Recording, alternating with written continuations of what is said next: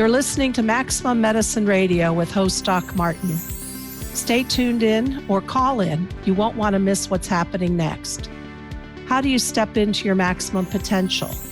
How do you connect your spiritual drive with your physical path?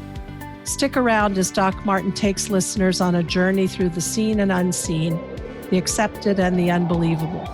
Get ready to meet the maximum you the world needs on Maximum Medicine Radio with Doc Martin now. Hi, everybody. I'm Doc Martin, Maximum Medicine. I have a wonderful guest here today, John Lockley.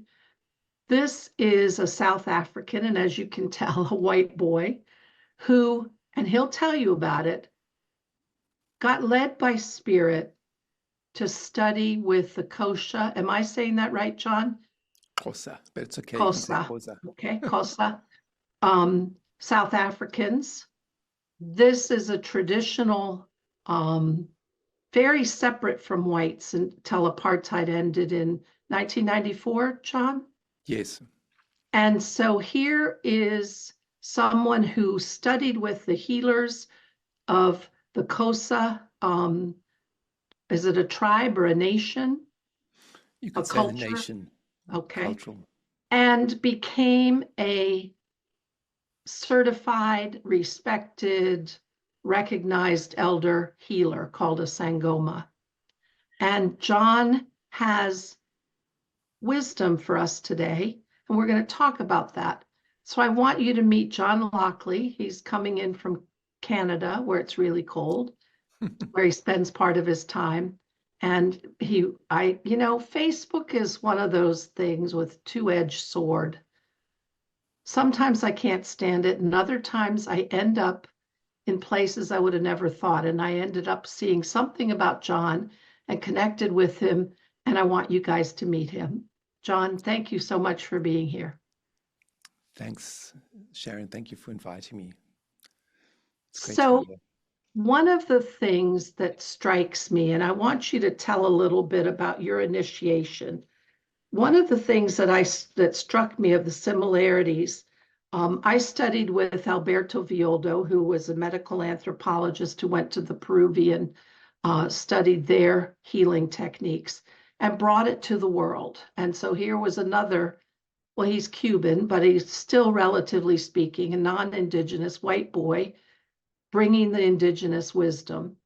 So how did spirit bring you through that divide and have you learn powerful indigenous techniques and spirituality? Well, that too big of a question? Well, thank you very much. I think the first thing for us to talk about is, and this is very important, and I know it's hard in terms of the political culture that we're in right now, but it's not about the color of your skin.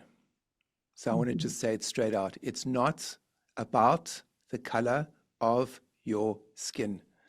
And if you get stuck on that, then all the spiritual teachings in the world aren't going to touch you. You're not going to absorb them. The ancient people so talk looking in, it seems so disparate to have an Irish, Rhodesian, South African now up close and personal to Xhosa, Zulu, tribal information. And yet those bridges are so important that you're going to tell us. Yes. So I think the important thing is what our elders talk about is that egazini ibomv, we all have red blood, and we're all human beings, and that basic unifying force in terms of having red blood and being a human being and having ancestors, that's what binds us. And the fact that, as my Xhosa friends would say, uThixo omnye, there's only one great spirit.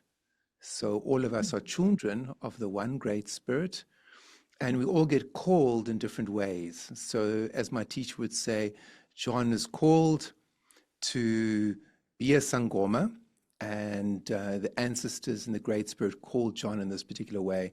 And it's like that for all traditional cultures around the world, where you are called to become a traditional healer or a shaman. And, we need to remember our indigenous roots.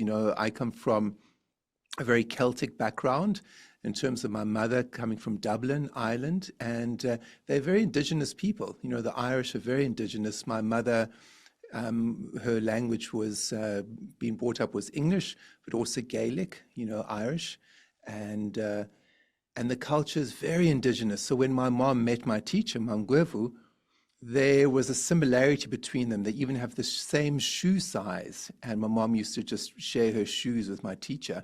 And there was a knowing between them. They'd look at each other and laugh, and they didn't even need language. There was an understanding. And my mom would say to me, Mam Gwevu is just like Mammy Kelly. Mammy Kelly is my grandmother, my mother's mother. And they're both dreamers. My grandmother, Mammy Kelly, would have prophetic dreams. Her whole life had prophetic dreams. My grandmother dreamt about the fall of apartheid about 50 years ago. Before anything happened, she said to my mom, it's going to happen, and she gave us some words of wisdom around that. So I think, when you look at differences, there's always going to be differences. But when you look at similarities, there's a lot more that is similar between people than dissimilar. And I think this has been the road that I've been on, and I continue to walk that road. And I have friends who are very traditional sangomas who maybe speak a little bit of English or not much, like my teacher, Mam Gwevu. And then I have friends who are incredible academics, maybe in America or England. And because I have lived in both worlds, I see such similarities between people. And what breaks my heart is this negative stereotyping and politics that seems to drive people apart. So I think nowadays people need to be very careful about that, and they need to look at what binds us, what is the similarity. And in essence, everyone has indigenous roots, whether you're living in New York City or you're living in South America. There is a point where our ancestors were very indigenous, and maybe we have forgotten that in terms of people in the modern world, but it doesn't take too much to kind of scrape the surface and just remember that. I like that. That is a reminder that anywhere we look, each of us were from indigenous peoples somewhere. Exactly, and it's not far away. And I had a chat with a lovely doctor yesterday who comes from Sweden, and she was talking to me about her background. And everyone has this impression of Sweden being so modern, and it is. But she said to me she was brought up in a very rural way on an island just off, part of Sweden. And she's telling me about her upbringing, and then all the dreams that came to her, and then the dreams that came to her grandmother. So, there is something similar between every human being. And as my beloved elders would say, "Utikra omne egazini ibomv." There's only one great spirit, and we all have red blood that binds us. So you can take the blood out of a Zulu man in South Africa and give it to a man in New York City, and if they have the same blood type, it can save his life, and vice versa. I had an experience of this, actually, a real experience. I had a client in Oxford. I was doing divinations in Oxford, and I had this client from South Africa, a lovely South African man, a Sotho man, lovely dreadlocks, and he had survived apartheid and been part of the anti-apartheid movement in London. And when I threw the bones for him, he said to me, "You are just like my sangoma elder and teacher in Soweto, Makosi. You throw the bones just like her. But it's amazing because you're a white guy." And then I told him a bit about my story, but he needed no convincing because he's a musician, and he said, "I want to tell you my story." He said, "I was brought up as a black South African in apartheid, and I had this hatred towards white people. I was angry. I was in London, and I was angry. And then one day I had this experience where I was on tour, and I went to Mozambique and returned, and the next thing I was in Sweden, and I just collapsed in the airport. and I got really, really sick. And the next thing I remember being in the ambulance, and these medics were saying, "What is his blood type? We don't want to lose him. We need to radio ahead and make sure we got the right blood for him." And they did that, and then he woke up 3 days later in the hospital with very, very serious malaria. And he had to have a complete blood transfusion, and his life was saved.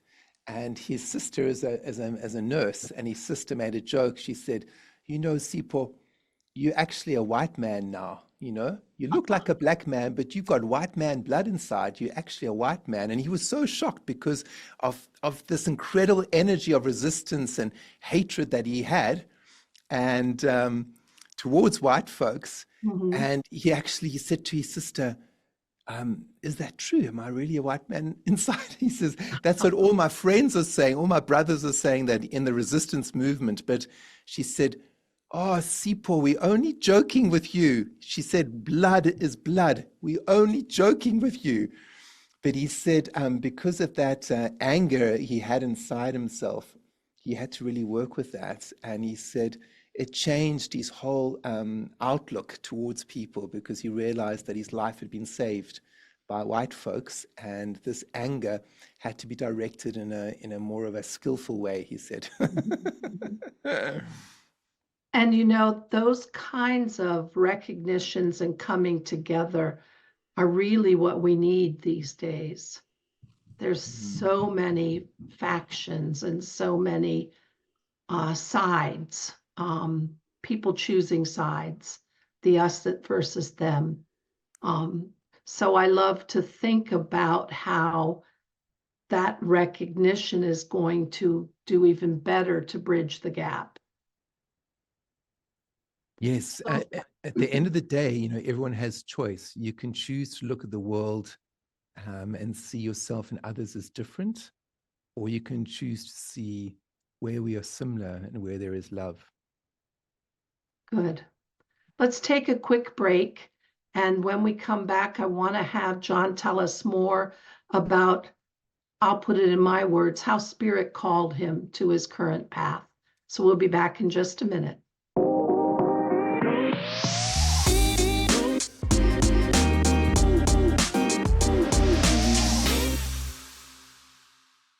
Hi, everybody. We're back. Doc Martin, Maximum Medicine, here with John Lockley, coming in from Canada, where it's really cold. And he is going to talk about his initiation into being a healer in the Xhosa tradition in South Africa. So, John, how did you get called? It seems as if people who go into this intense initiation are called there. Did that happen with you? Yes, of course. There's no other way. And the calling came to me through dreams, through very strong prophetic dreams. And each time I would have very strong dreams, I would go to my elders and I would tell them what I'm seeing. And this was an indication that I have the calling, you know, the sangoma calling, because with the medicine, you don't discuss it. It's very, very private. And the kind of things I was seeing was actually the ancestors, the Xhosa ancestors, and they were guiding me and showing me things and telling me things. So then I would relay the messages to my teacher, Mamgwevu, and her husband and the other elders, and they'd all sit together and hear what I had to say through a translator, just to make sure the messages were very clear. And then they were silent, and then they would just say, he is a real sangoma, because the medicine is so sacred and is so private. It has to be downloaded in a particular way, and the stages of initiation are such that you dream it. No one explains it to you. No one tells it to you. So what you do, you would dream it, and then you would go to the teacher, and then she would give you verification and validation on the dreaming, and then they would know what stage you are at in terms of the initiations, and then the next level they would do another initiation. So to become a Xhosa sangoma takes quite a few years, because of all the different levels of initiation that we go through, and there are different levels of dreaming that we go through based on the initiations, and also based on the on the songs and the drumming and the plant medicine and this kind of thing. But just to reiterate, it's not something that you can predict. There's not something you can control. It's all based on the clarity of the dreaming and the dream messages, which then are spoken to the elders, and then the elders verify the truth of the messages. So dreaming seems to hold a very prominent role in your work as a sangoma. Can you talk more to that? Yes, when we're talking about dreams, there's different levels of dreaming. So most people are familiar with the Freud or the Jungian dreams. But when we talk about dreams, we talk about a state that is almost like a portal where you are experiencing divine wisdom or a download of information. But those dreams have to be verified in the waking state. Otherwise, you can't just say something and then everyone's going to believe you because you're a sangoma, you had a dream. It has to be manifested in this realm. So if you dream about someone and you dream about a situation, it's important for there to be a meeting where the elders come together and then they'll say, Siyavuma, we agree, because yes, you don't know what's happening with us and our family and with the medicine. And it's true what you're saying. So the first step is where you sit down and then the elders would go, Siyavuma, we agree, because this is what's happening in the waking state. So there needs to be a marriage of the spirit world and of the physical material world. And then it's a sign of, you could say, a miracle where the medicine is being shown in a very magical way. And the more you work with these particular dreams, the more you have an understanding of the way these prophetic dreams work, then the deeper you go with it. So this is part of the training and the way I work also with clients.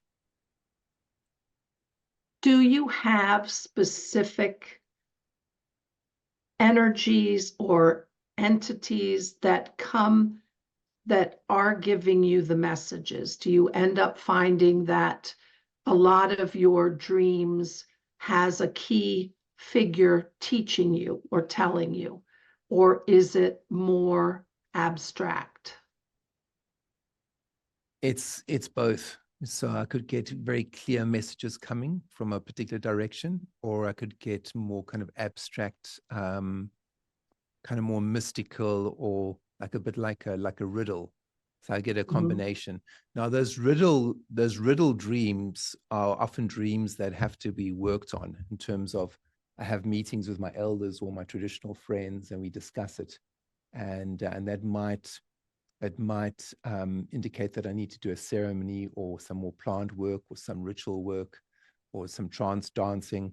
But that's what clears the dreaming. So we are called in the dreaming. So let's say a spirit comes and calls you, or an ancestor comes and calls you in a particular way or shows you something. And then you go down that path and you explore it and you see what opens or doesn't open. And this is just the way it goes, so we are led and called every step of the way. You trained for many years as a Buddhist, as a deep meditator. How do you think that helped, or did it ever hinder your ability to get these downloads? I think my Buddhist background or my Zen meditation background has been integral to my evolution, you can say, because with Zen, it's actually very shamanic. It's very shamanic because it's about getting out of the way of your ego and your personality and your story. And it's about going beyond good and bad, going beyond dualism. In essence, that's what good meditation is. It's about going beyond right and wrong, going beyond you and me, going beyond black and white, going beyond dualism. And the Zen masters would always say, I'll meet you there in that place, beyond good and evil, black and white, beyond dualism. I'll meet you in that place, beyond heaven and hell. I'll meet you there. And I remember my one Zen master who was seen as the great shaman Zen master of South Korea, Sun Sa. He was prolific with his teaching and creating Zen centers all over the United States. And he said one night, he used to give a number of Dharma talks in South Korea, and I was there during the snow. It was my first experience of snow, actually, in the early 90s. And he used to say, if your practice is really strong, then join me in the hell. Join me in hell, and we will start a Zen center in hell. And that's what he used to say to his student, his apprentice, who was my Zen master, Subong, who came from Hawaii, and he was half Korean and Chinese, an incredible teacher. And they used to have these playful jokes around that, but there was a seriousness there. It's about, this is not glamorous, this is real. And how strong is your practice that you can go into the hell realms to help those who are suffering. It's not just about experiencing comfort and bliss. Sometimes it's about experiencing discomfort so that you can help others who are suffering tremendously. So this prepared me a great deal for my work when I went, I had my South Korea experience. I was 20, 21. And then afterwards I went and I had my apprenticeship as a sangoma. So those teachings were integral, because the training for me as a sangoma apprentice was in a very poor township in the Eastern Cape of South Africa. And for those who don't know townships, it's like the ghetto. It's an area where there's a lot of material poverty, but incredible spiritual enlightenment and abundance, but a lot of hardship and a lot of suffering in some ways as well. But the teachings, my Buddhist or my Zen teachings from these powerful Zen masters really gave me a lot of strength, because they would show us how to meditate, how to hold your mind, how to watch your own shadow and your own likes and dislikes as it comes up in your mind, but not to be attached to it, and to be careful about projecting it onto others. So this is part of the Zen training and the Zen teachings. So what pulled you, because you have two powerful spiritual approaches here, and you chose not to go deeper into Buddhism, but to move over to the Xhosa culture? Was there something specific that pointed the way? I think there's one word for you, and that is, I found meditation very beautiful and also very easy.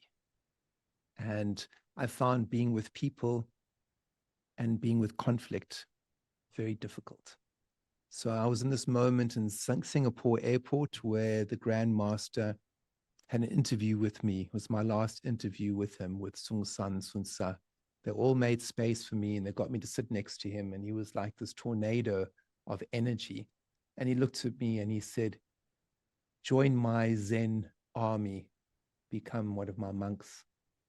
And I said to him, no.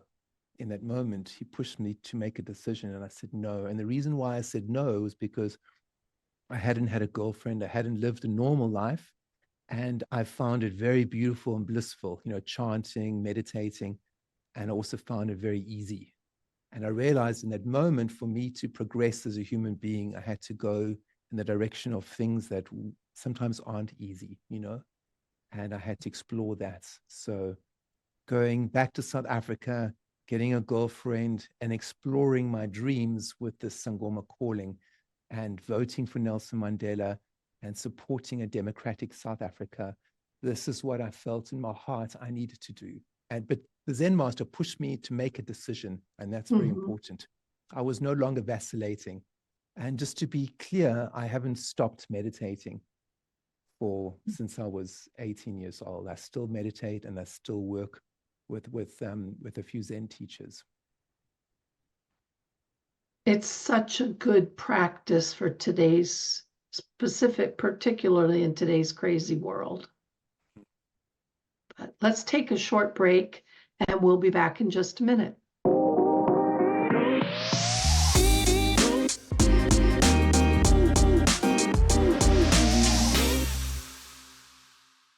Hi, everybody. We're back. I'm Doc Martin, Maximum Medicine, back with John Lockley.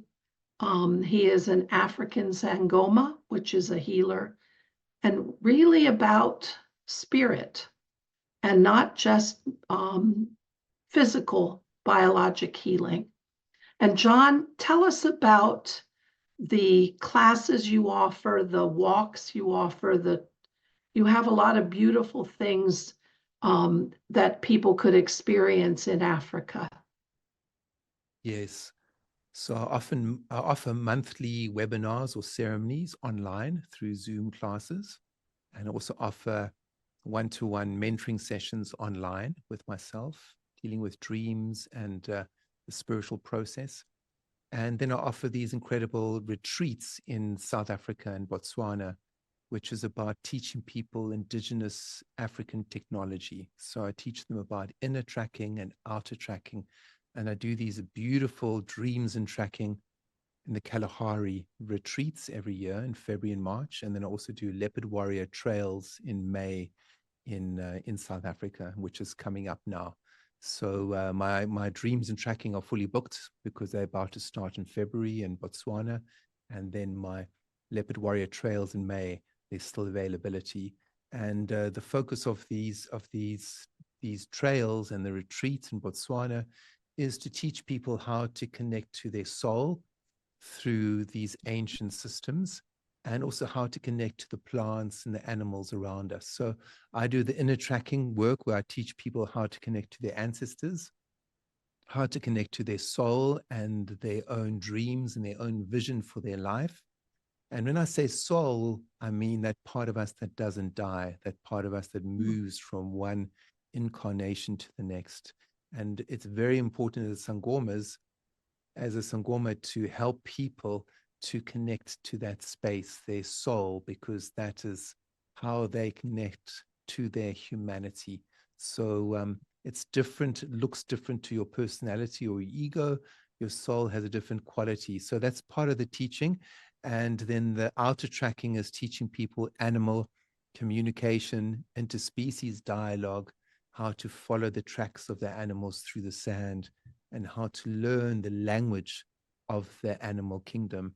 And that language is based on being able to listen and being able to open your senses.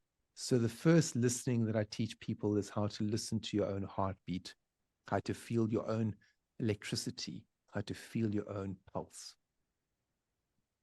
So just so everybody, and Emily will post this when the video is edited, www.johnlockley.com, and you can find all the information on there. So John, let's talk a minute about connecting to your senses, because let's talk about what you would talk about in terms of the 7 senses beyond our 5 that most of us know about.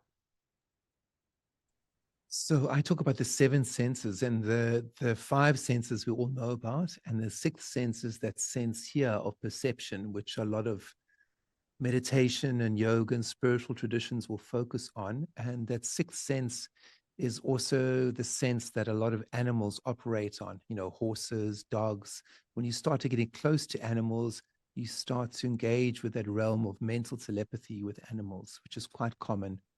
And this is almost the realm of how animals communicate with each other, elephants, cats, and dolphins, whales. We're all aware of that. Now, human beings have another sense, and this is what makes us the custodians on planet Earth.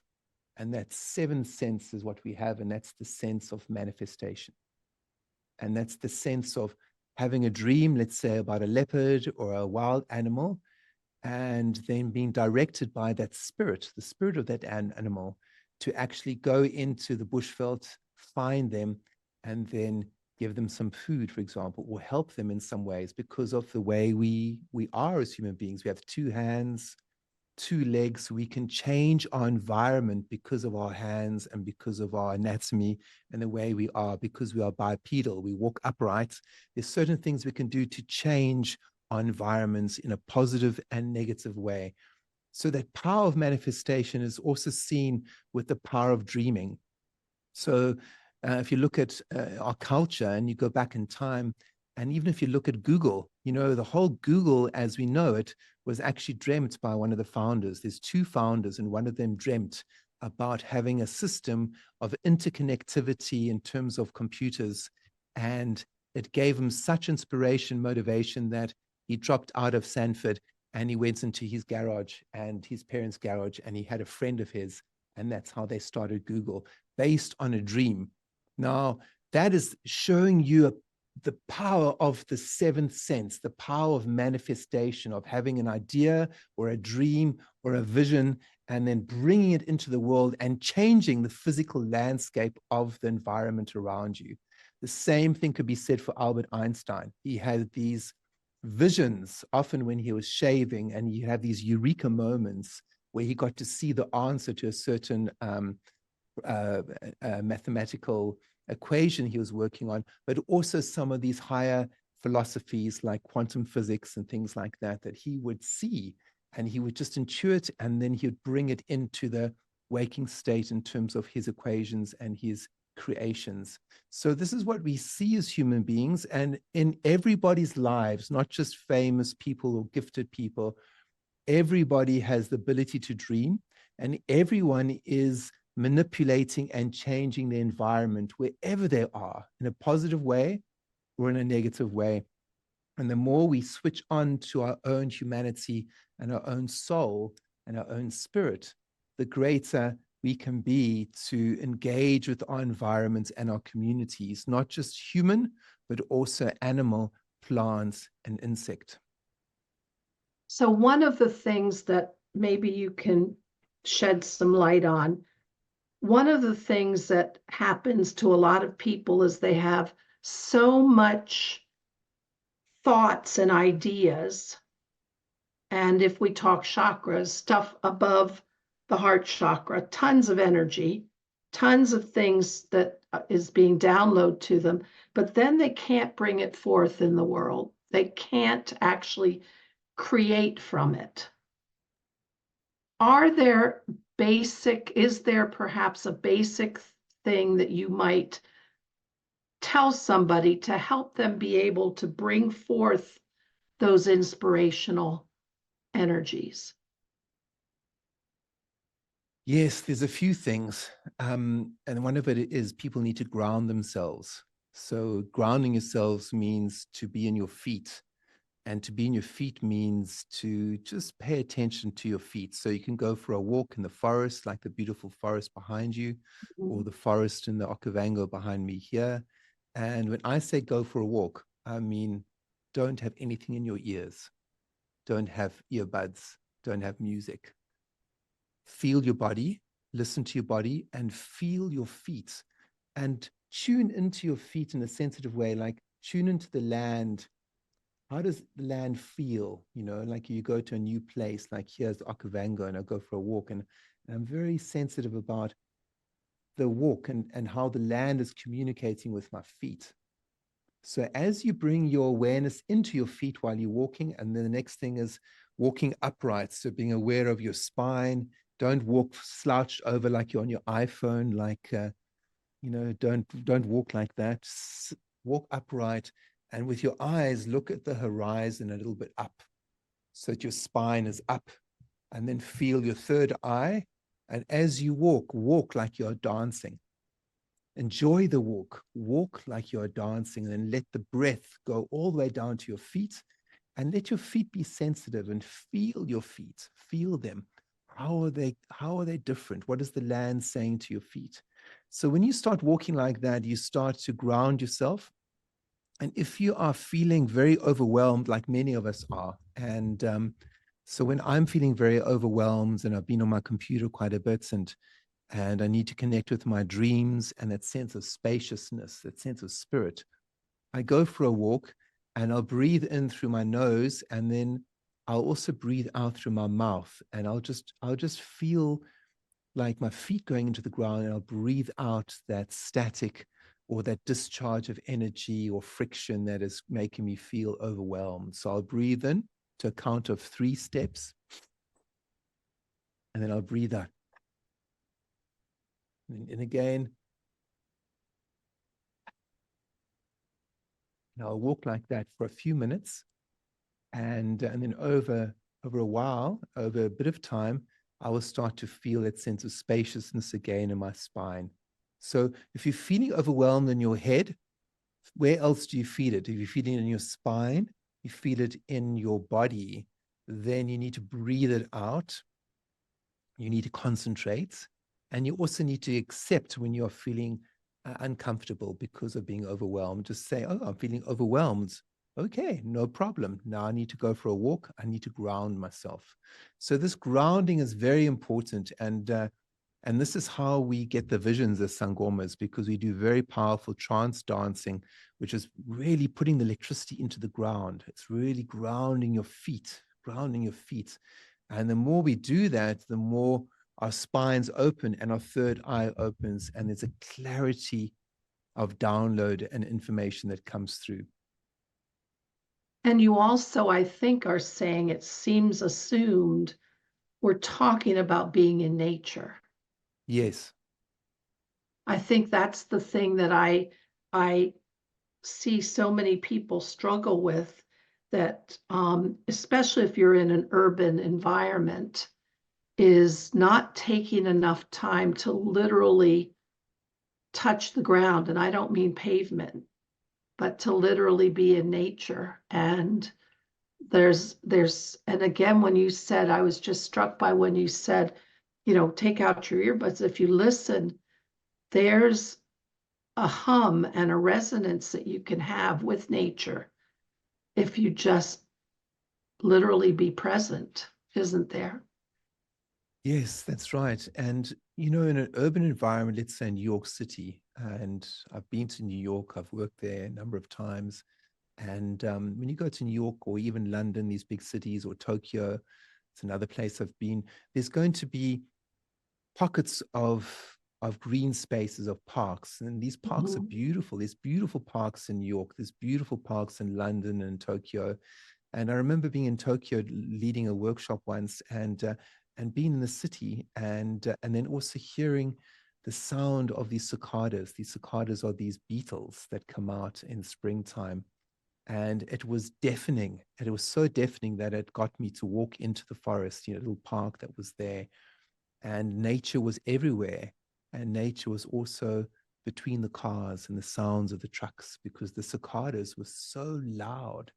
So feel open, feel how nature calls you. I think that's an important thing. Each person needs to just develop a relationship with nature, and wherever you are, nature will call you.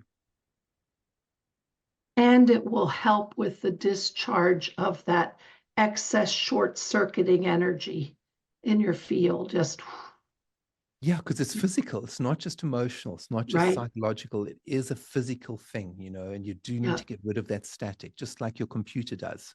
You have to ground the circuits. Otherwise, the computer is going to fry itself. You have to ground them. Good. I like that. Let's take a short break and we'll be right back.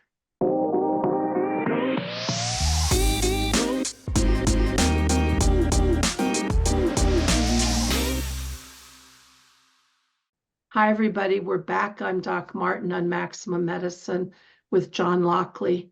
And I want John to share with you what he thinks you guys need to, or would be helpful to pay attention to and to do. And then he's going to share one of his sangoma Xhosa ceremonies with us. So, John, why don't you tell us the important things in life right now? I think the important thing is, for each person right now, is to ask yourself the question of, how am I being called? How is nature calling me right now? What is my connection to the Great Spirit? So in yoga, you would say Atman, the God inside of you needs to connect to the God outside. So where is the divinity inside of you? You're not just this automaton. You're not just this zombie moving in space. As a human being, you have this candle of humanity inside of you. What is that? And so the way to find this inside of you is just to put your fingers on, or your hand on your heart, and feel the pulse, and close your eyes and allow that pulse or that electricity to be like the lightning in an African storm, and listen to it and feel it, because the same lightning in an African storm, that same electricity is what's going through your own heartbeat. So as you listen to it and feel it without control, without expectation, feeling your life as a gift, feel your heartbeat as if you are following an animal through the bush or through the forest. You're not trying to control the animal because it's wild. You're not in control of it. It's not domestic. It's moving. And you're following it because of love for that animal. It's teaching you something. So if you can feel your heartbeat and feel the electricity, then the next thing is closing your eyes and just asking that pulse inside of you, why am I alive? What is my calling? What is my connection to the Great One? How am I being called? And every human being is being called into nature, into some kind of job or some kind of action.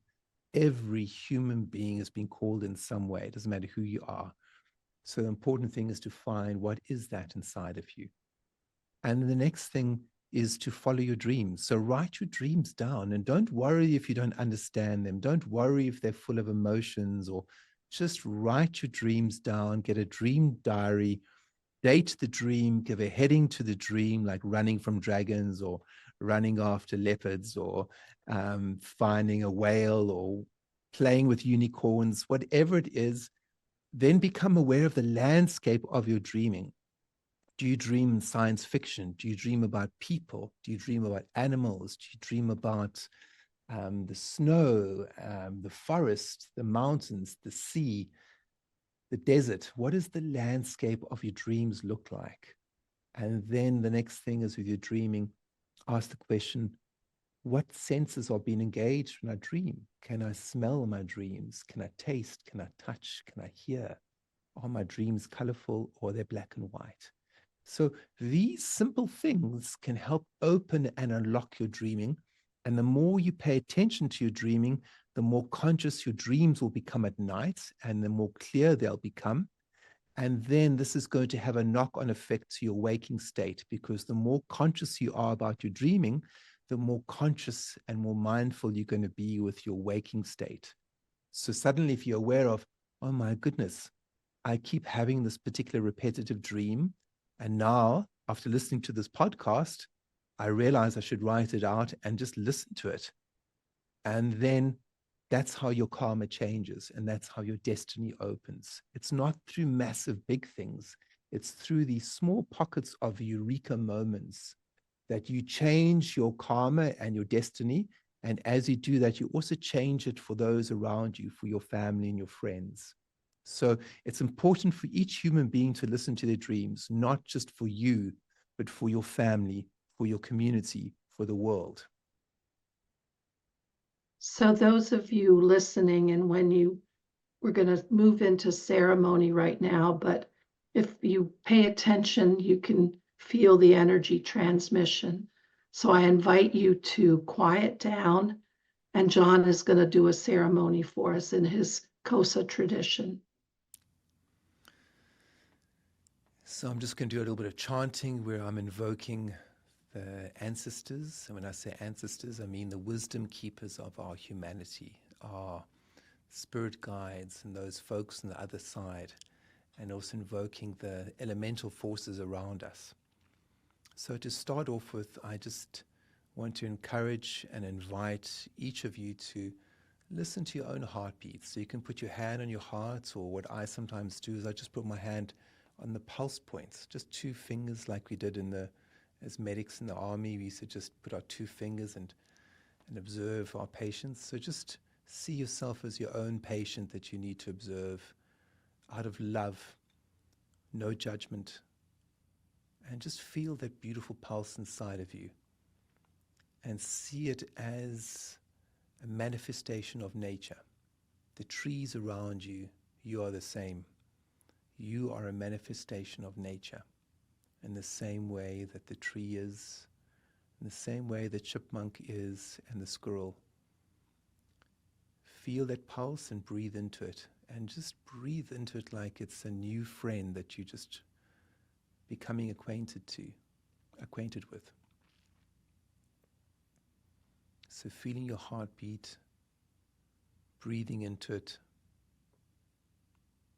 And then you can do a little prayer if you're feeling inclined. Maybe there's something you're struggling with. Maybe you need to ask for some help from the divine world, from the angels or the ancestors or spirit guides, whatever your language is. Doing a little prayer.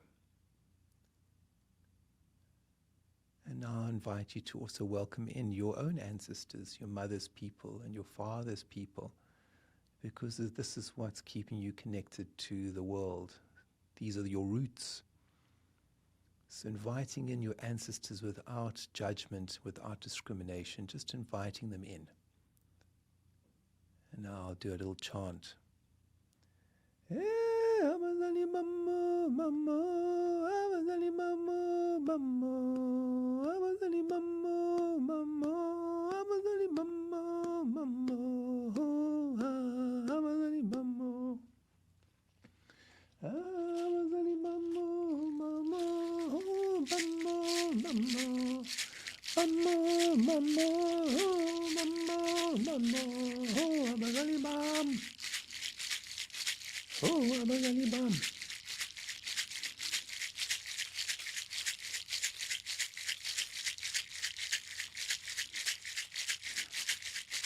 Volenle labazalibam, oa, volenle labazalibam, volenle labazalibam, oa, volenle labazalibam, volenle lamakosiwam, oa, volenle lamakosiwam, volenle lamanyange, ya, volenle lamanyange, volenle labazalibam, oa, volenle labazalibam. Volenle lamakosiwam, oa, volenle lamakosiwam, volenle lesnyanya, volenle lesnyanya, volenle labazalibam, oa, volenle labazalibam, volenle lamanyange, ya, volenle lamanyange. Volenle la mama wamoa, volenle la mama, volenle la mama wamoa, volenle la mama, volenle la tikwa wamoa, volenle la tikwa wam, volenle la bazalimamoa, volenle la bazalimam. Hey amanyange, hey amanyange, hey amanyange, hey amanyange. Abazalimamoa, oa, e abazalimamoa, e abazalimamoa, oa, e abazalimamoa, oa, e amanyange, ye. Volenle labazalibamoa, volenle labazalibam, volenle labazalibamoa, volenle labazalibam, volenle lamanyange, volenle lamanyange. Breathing into your heart, breathing into your feet, letting go of any tension, breathing out the static of unwanted emotions, breathing out through your mouth, breathing in through your nose, breathing in vitality and inspiration, and breathing out any kind of toxicity.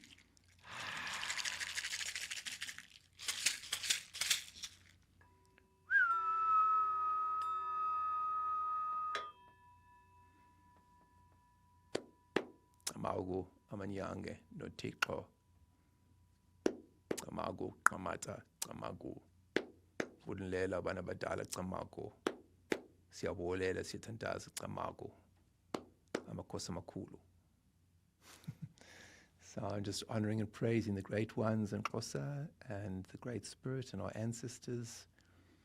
And in the song I'm saying of Vulenlela, which means open the road for us so that we can feel our seventh sense so we can connect to our soul and to our humanity. I could really feel the energetic transmission. It was wonderful. Thank you.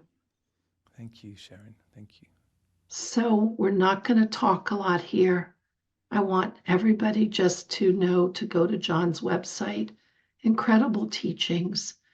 Does beautiful divination work. www.johnlockley.com. Thank you so much for being here. Wonderful to bring your teachings to us. And until next time, see you. You've been listening to Maximum Medicine Radio with Doc Martin. Tune in next time while the doc talks health, spirituality, and the impact your beliefs have on every part of who you are, body and soul. Doc Martin unpacks the challenges we face as human beings and teaches callers to open the door between the scientific and the mystical. To learn more about Doc Martin and Maximum Medicine, visit www.sharonmartinmd.com.